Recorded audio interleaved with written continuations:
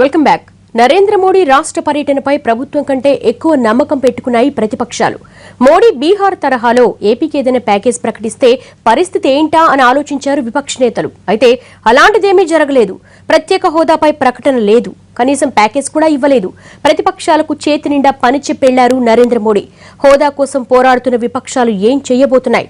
రాజకీయాలకే పరిమితమవుతాయా? రాష్ట్ర భవిష్యత్తును దృష్టిలో పెట్టుకుని అడుగులో అడుగేస్తాయా? రాజధాని శంకుస్థాపనకు ముందే రాష్ట్రానికి ప్రత్యేక హోదా ప్రకటించాలంటూ వైసీపీ అధినేత జగన్ నిరాహార దీక్షకు దిగారు. వారం రోజుల పాటు దీక్ష చేశారు. ఆయన ఆరోగ్యం క్షీణించడంతో పోలీసులు ఆసుపత్రికి తరలించారు. శంకుస్థాపన కార్యక్రమంలో ప్రధానమంత్రి ఏదో వరాలు ప్రకటిస్తారని, అవి తమ దీక్ష వల్లే వచ్చాయని ప్రకటించుకోవడానికే వైసీపీ దీక్షలు చేస్తోంది అంటూ టీడీపీ నాయకులు విమర్శించారు. అయితే ప్రతిపక్షాలతో పాటు టీడీపీ నేతలకు కూడా ఊహించని రీతిలో షాక్ ఇచ్చారు మోడీ. హోదా ప్యాకేజ్ కాదు కదా, కనీసం పైసా సాయం చేస్తున్నట్లు కూడా చెప్పలేదు. దీంతో సభ ముగిసిన 2 గంటలకే ఆందోళనకు పిలుపునిచ్చాయి ప్రతిపక్షాలు. మరో పదవి కావాలి మీకు, దానికోసం గుర్తు ఎందుకు చేయలేకపోయినారండి? హోరున వర్షం వస్తా ఉంటే ఎన్నికల సభలో ప్రధానికి గుర్తు చేసినారే, వెంకయ్య నాయుడు పోరాడినటువంటి అంశాలను దాన్ని సాకారం చేసే బాధ్యత నాది అన్నారే. ఈ రోజు ఏమైందండి? ఎందుకు గుర్తు చేయరండి? దాని గురించి ప్రస్తావనే చేయరా మీరు? రాష్ట్రమంతటా అన్ని నియోజకవర్గ కేంద్రాల్లోనూ మోడీ చంద్రబాబు దిష్టిబొమ్మలు దగ్ధం చేశారు కాంగ్రెస్ నాయకులు. శ్రీకాకుళం నుంచి అనంతపురం వరకు అన్ని జిల్లాల్లో నిరసనలతో హోరెత్తించాయి కాంగ్రెస్ శ్రేణులు. ప్రత్యేక హోదా ఆంధ్రుల హక్కంటూ నినదించాయి. ధర్నాలు, రాస్తారోకులు, దిష్టిబొమ్మల దహనాలు. ఆంధ్రప్రదేశ్ జిల్లాల్లో ఎక్కడ చూసినా ఇదే వాతావరణం. ప్రత్యేక హోదా అడిగినటువంటి చంద్రబాబు నాయుడు డౌన్ డౌన్, నరేంద్ర మోడీ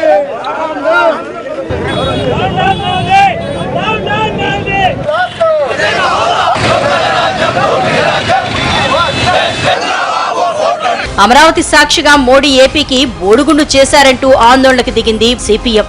తెలుగు రాష్ట్రాలకు ప్రధాని అన్యాయం చేస్తున్నారంటూ తెలంగాణ కాంగ్రెస్ కూడా ఫైర్ అయింది. కానీ చాలా నిరాశ కలిగింది. నాకే కాదు, హోల్ తెలుగు ప్రజలకు, అటు ఆంధ్రప్రదేశ్ కానీ ఇక్కడ తెలంగాణ ప్రజలకు కానీ, मैंने బైఫర్కేషన్ में जो है वो अमल करूंगा. నువ్వు కాదు, ఇంక ఏ ప్రభుత్వం వచ్చినా చేయాల్సిందే. అది పార్లమెంట్ పాస్ చేసిన దాన్ని. ప్రతిపక్షాలకు విద్యార్థి జేఏసీ కూడా తోడైంది. ఏపీకి హోదా ప్రకటించిన మోడీ తిరుపతి వచ్చి మల్లం చేశారంటూ కపిలతీర్థం దగ్గర రోడ్డును పాలు నీళ్లతో శుభ్రం చేశారు. ఆంధ్రుల పంతం, బీజేపీ అంతమంటూ ప్రత్యేక హోదా సాధన సమితి రాజమండ్రిలో జలదీక్షకు దిగింది. ప్రధాని ఏపీ ప్రజల్ని నిండా ముంచారంటూ ఫైర్ అయ్యారు సాధన సమితి సభ్యులు. ఆయన మోడీ గారు తీసుకొచ్చి మా తెలుగు ప్రజల నోట్లో మట్టి కొట్టారని, మమ్మల్ని తీసుకెళ్లి ఆ యమునా మురికి నీటిలో ముంచేశారని, కనీసం ఒక్కడు కూడా ఇవ్వలేదని చెప్పి బాధపడతా ఉన్నారు. మాకు తెలుసండి, ఎప్పుడైతే నవంబర్ 5వ తారీఖు వరకు ఏదైతే ఉందో అంతవరకు ప్రత్యేక తరగతి హోదా ఇవ్వలేము, ఆ తర్వాత ఇవ్వడానికి ప్రయత్నిస్తాను, ప్రకటనను ఆశించాం. కానీ అమరావతి కోసం కనీసం ఏం చేయాలనే నిర్దిష్ట కాలపరిమితితో నిధులు ప్రకటన లేదు. ఏపీలో ప్రతిపక్షాల చేతిలో ఉన్న ప్రధాన అస్త్రం ప్రత్యేక హోదా ఒక్కటే. దీంతోనే ప్రజల్లోకి వెళ్లాలి. ఈ విషయంలో కాంగ్రెస్, వైసీపీ పోటీ పడుతున్నాయి. తిరుపతిలో ఓ వ్యక్తి ఆత్మాహుతికి పాల్పడిన తర్వాత హోదా అంశం ప్రజల్లోకి దూసుకుపోయింది. హోదా విషయాన్ని ముందుగా కాంగ్రెస్ అందుకున్నా వైసీపీ కూడా వేగంగా రంగంలోకి దూసుకొచ్చింది. హోదా కోసం ఆమరణ దీక్ష చేసిన జగన్ అమరావతి శంకుస్థాపనకు వచ్చినప్పుడు ప్రధానమంత్రి అపాయింట్మెంట్ కోరారు. అపాయింట్మెంట్ దొరకలేదు.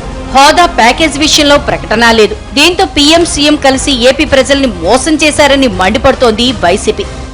మోడీ వస్తారు, ఏదో తెస్తారు, ప్రత్యేక హోదాతో పాటు ప్రత్యేక ప్యాకేజ్ 2.5 లక్షలు ఇస్తారు అని ఎదురు చూసినటువంటి, నోళ్లు వెళ్ళగట్టుకొని టీవీల ముందు ఎదురు చూసినటువంటి ప్రజానీకానికి, తెలుగు ప్రజలకి చెంబుడు మట్టి, గ్లాసుడు నీళ్లు ముఖాన కొట్టి వెళ్ళిపోయిన వైనం చూస్తున్నప్పుడు పండుగ అది వంచన కాదా? దసరా రోజున తెలుగు ప్రజల్ని వంచన చేసిన జోడీ చంద్రబాబు, మోడీ కాదా అని ఏపీకి ప్రత్యేక హోదా ప్రకటించే వరకు ఆందోళన కొనసాగించడంతో పాటు భవిష్యత్తులో దీనొక ఉద్యమంగా మార్చాలని ఆలోచిస్తున్నాయి.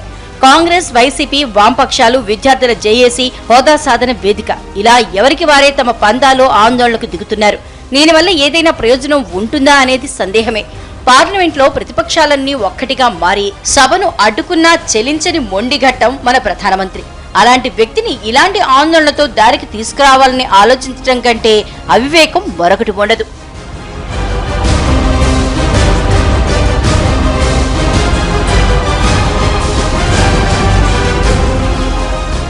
కేంద్రంలో మోడీ అత్యంత బలవంతుడు. ఆయన్ని కదిలించే శక్తి ప్రస్తుతం ఎవరికీ లేదనేది సుస్పష్టం. అందుకే పార్టీలని ఒకే వేదిక మీదకి రావాలి, ప్రజలతో కలవాలి, ప్రభుత్వాన్ని కూడా కలుపుకుపోవాలి, పక్కనే ఉన్న తెలుగు రాష్ట్రాన్ని కూడా భాగస్వామిని చేయాలి. అందరూ కలిసి పోరాడితేనే హోదా అయినా ప్యాకేజ్ అయినా దక్కేది. అలా కాకుండా రాజకీయ ప్రయోజనాల కోసమో ఓటు బ్యాంకు రాజకీయాల కోసమో హోదా అంశాన్ని ఉపయోగించుకుంటే అంతిమంగా నష్టపోయేది ప్రజలు, రాష్ట్రమే.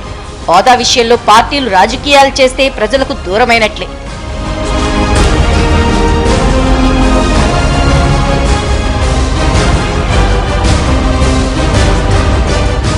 ప్రత్యేక హోదా అంశం ప్రజల మనోభావాలతో ముడిపడేలా ప్రతిపక్షాలు దాన్ని ప్రజల్లోకి తీసుకెళ్లాలి.